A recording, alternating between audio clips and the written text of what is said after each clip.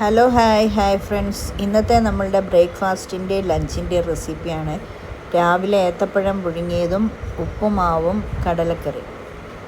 ഇത് കടലക്കറി ഉണ്ടാക്കുക കേട്ടോ. ഇച്ചിരി തേങ്ങാക്കൊത്തൊക്കെ ഞങ്ങൾ ഇങ്ങനെ വറുത്തിടും.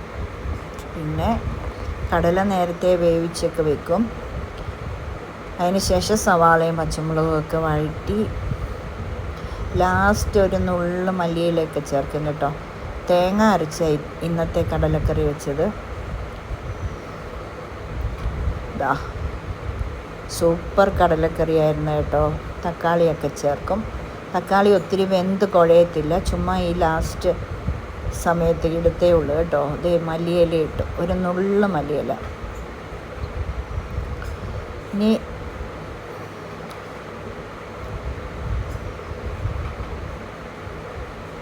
അത് കുറച്ച് കടല അരച്ച് ചേർത്ത ഒരു സ്പൂൺ. ലാസ്റ്റ് വെന്ത കടല എടുത്തിട്ടു.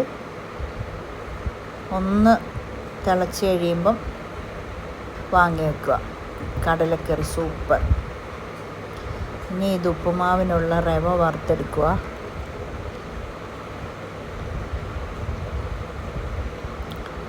വെളിച്ചെണ്ണയും നെയ്യും കറിവേപ്പിലയും കടുകും ഉപ്പുമാവിന് നന്നായിട്ട് വേണം, എങ്കിലേ ടേസ്റ്റുള്ളൂ കേട്ടോ.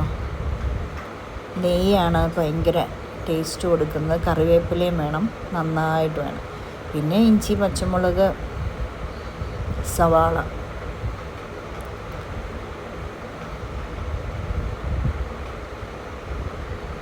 എല്ലാം വഴന്ന് കഴിയുമ്പം വെള്ളം ഒഴിക്കണം, തിളയ്ക്കണം, ഉപ്പിടണം. പക്ഷെ ഉപ്പ് മറന്നുപോയി കേട്ടോ.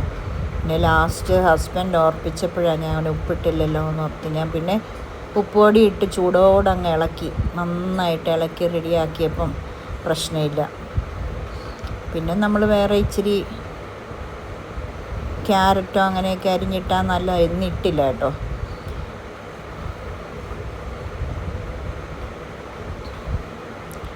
പൊടിയായിട്ടിരിക്കുന്നതാ എല്ലാവർക്കും ഇഷ്ടം. പക്ഷേ എനിക്ക് ഇച്ചിരി ഒന്ന് കുഴഞ്ഞിരിക്കണം, ഒത്തിരി നെയ്യും വേണം. ഇത് അച്ചിങ്ങ മെഴുക്ക് പുരട്ടി. ഇന്ന് ചോറിന് അച്ചിങ്ങ മെഴുക്ക് പുരട്ടി, പിന്നെ തക്കാളിച്ചാറ്, പിന്നെ ചക്കക്കുരു തോരൻ. തക്കാളി പച്ചമുളകും സവാളയും കീറിയിട്ട് ഉപ്പും ഇച്ചിരി മഞ്ഞൾപ്പൊടിയും ഒരു നുള്ളും മുളക് പൊടിയും കൂടി ഇട്ടൊന്ന് വേവിക്കും.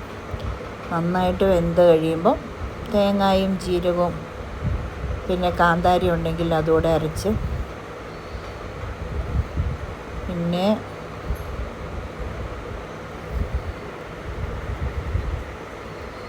ഇത് കടുക് താളിക്കുക. തക്കാളിക്ക് കടുക് താളിക്കുക. സൂപ്പർ തക്കാളിച്ചാറ്.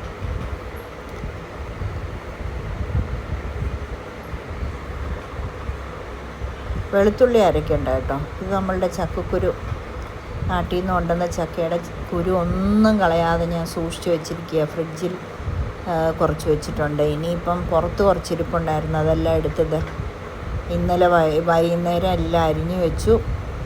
ഇന്നിപ്പോൾ അത് തോരൻ വെച്ചു. പച്ചമുളകും സവാളയും ഉപ്പും കൂടെ ഇട്ട് വെള്ളം ഒഴിച്ച് വേവിച്ച് കഴിഞ്ഞിട്ട് ലാസ്റ്റ് തേങ്ങ ഇടും.